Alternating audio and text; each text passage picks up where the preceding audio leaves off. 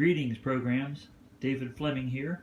Many of you will remember me from cosplaying Kevin Flynn from 1982's Tron at the San Diego Comic-Con in 2017. I built a replica prop costume, which was in the original black and white style as worn during filming. And I replicated all the parts for that costume. And you can see that on my website, which I'll put a link to. What I wanted to talk to you today about was the helmet itself, and the differences in different castings of the helmet used over the years, and what actually shows up in the film and what doesn't. So the basic helmet used for the video warriors in Tron is a Cooper SK2000 hockey helmet, and you can find these online, and they range in price, and also they range in quality in terms of how broken up they are or how good shape they are. But what I've learned is that the helmet used in the film was a small size. So they make them a small, medium, and large, but it's a little harder to find the Cooper SK2000 small. Another difference I learned was that there are slight variations in the casting over the years of manufacturing in these helmets. And I'm going to illustrate a few of those differences for you today and show you why the helmet that I built actually isn't built on the proper casting of Cooper SK2000 helmet as in the film. Whereas the helmet I have here is exactly the helmet proper casting of the plastic parts as used in the film. So on the helmet I built last year, which I'm very proud of, it's a beautiful piece of work if I do say so myself. You'll notice in particular, I'll show you the first difference, is the bumper.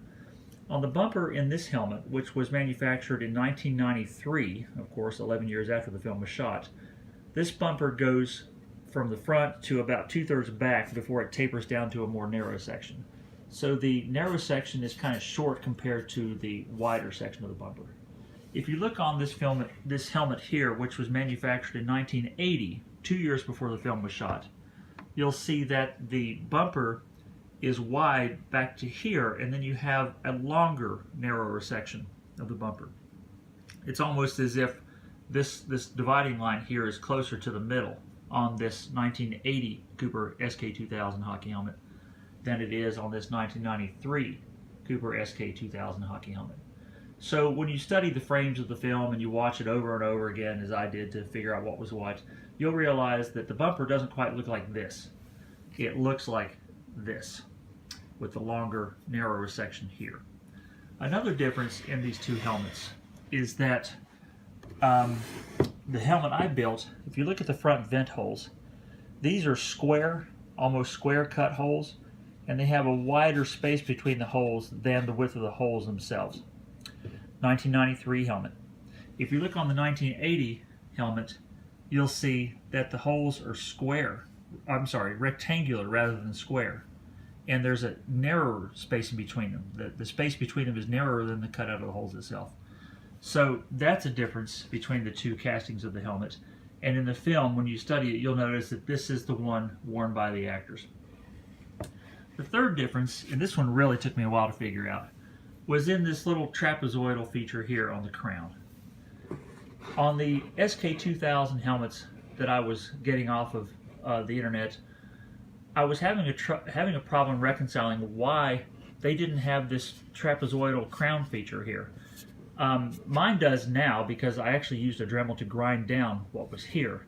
And what's here on these later generation Cooper helmets is a bead or a ridge that comes all the way over to here and is flush with the front, right where my thumbnail is, of the crown. So there really is no protrusion or trapezoidal shape here at all. I used the Dremel to shape it to be such, to cut off some plastic to make it look like that. But I have wondered for a long time why it looked that way in the film, and I just assumed that they must have Dremeled it down like I did to make it look that way. However, now this is the 1993 helmet. If you look at the 1980 helmet, you'll see that trapezoidal feature is already there. It already protrudes out. There's no need to remove any plastic in this area to make it come forward like it does here.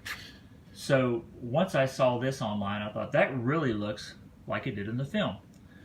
So I did my research again, went through the film a few more times to look at the frames, and realized that this feature of the protruding trapezoidal crown area, the spacing and shape of the holes, and the shape of the bumper was consistent with the film. So And that makes sense. Since this helmet was manufactured in 1980 and the film was shot in 1982, it makes sense that they used this helmet rather than the one from the future in 1993. So I'm going to build this helmet out for the character of Tron. This is Kevin Flynn with the line art to match his helmet. Tron's helmet will be quite a bit different in the line art for it, and I'm looking forward to building it out, and I'll keep you updated on that. I'm not going to start it anytime real soon, but when I get on it, I'll be sure to post some about that for you. Thank you, and take care.